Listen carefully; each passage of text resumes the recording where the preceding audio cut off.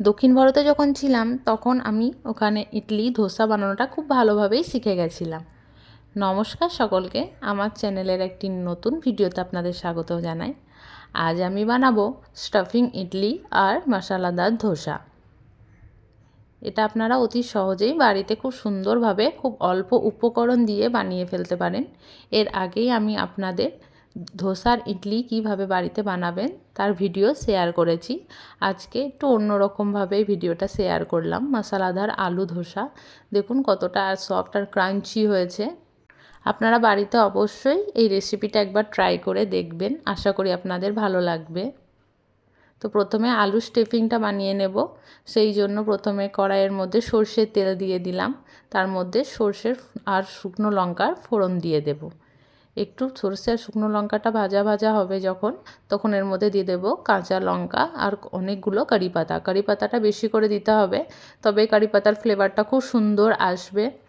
এবারে দিয়ে দিলাম একটা পেঁয়াজ কুচি। পেঁয়াজ কুচিটা হালকা ফ্রাই করে নেব।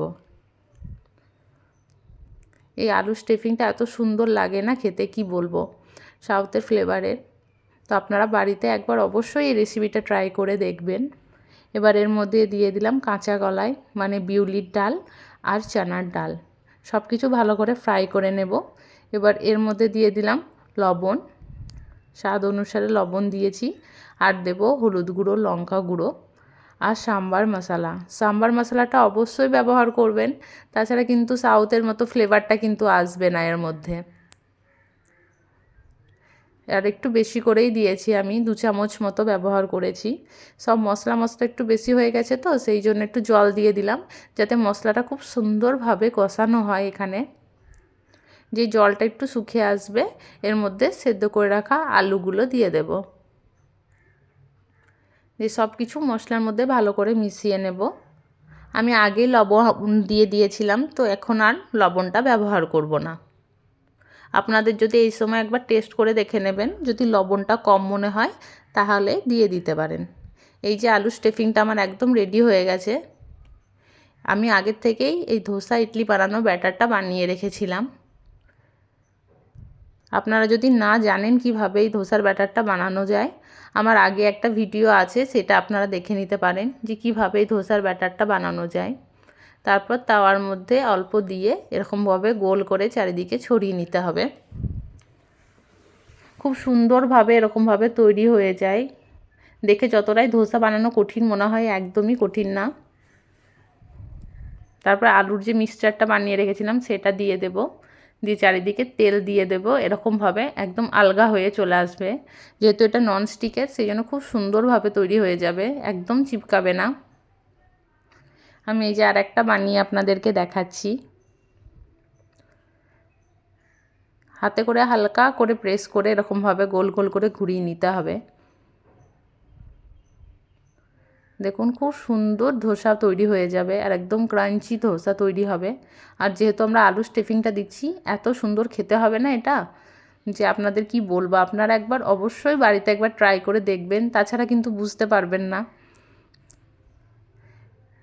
ভালো করে এদিক ওদিক পাল্টে নেব। এই যে দেখুন আর একটা ধোসা আমার রেডি হয়ে গেছে, একদম ক্রাঞ্চি আর মশলাদার ধোসা। এবার স্টাফিং ইডলিগুলো বানিয়ে নেব। তার জন্য ইডলি মেকারের যে মোল্ডগুলো হয় সেটা ব্যবহার করছি। একটু তেল ব্রাশ করে নেব, তাছাড়া কিন্তু ইডলিগুলো চিপকে যাবে।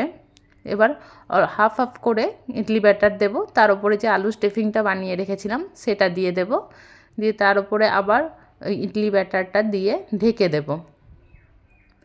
যেহেতু অল্প অল্প উঠে আছে মনে হচ্ছে, আমি হাতে করে প্রেস করে ভিতর দিকে যেন ঢুকে থাকে সমানভাবে, সেরকমভাবে করে দিলাম। দিয়ে এবার ঢাকনটা বন্ধ করে 10 থেকে 15 মিনিট মতো স্টিম হওয়ার জন্য রেখে দেব। এই যে 15 মিনিট পর দেখুন হয়ে গেছে স্টিম। আমি আপনাদেরকে ভেঙে দেখাচ্ছি কত সুন্দর আর কত সফট হয়েছে। আর খেতে তো একদম অপূর্ব স্বাদের হয়। যারা ইডলি ধোসা খেয়েছেন তারা জানবেন যে কি দারুণ হয় খেতে।